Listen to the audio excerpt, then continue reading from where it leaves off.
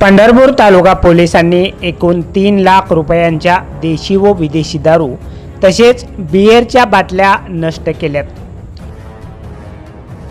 एकूण 107 गुन्ह्यामधील हा मुद्देमाल तालुका पोलिसांनी जप्त केलेला होता।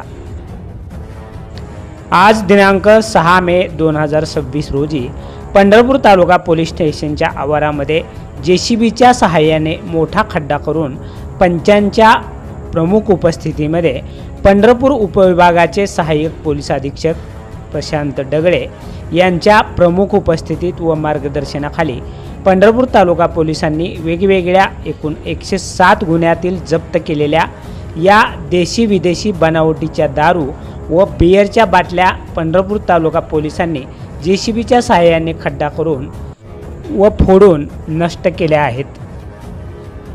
सदरची दारू पोलीस स्टेशनला अनेक दिवसापासून जप्त करून ठेवण्यात आली होती।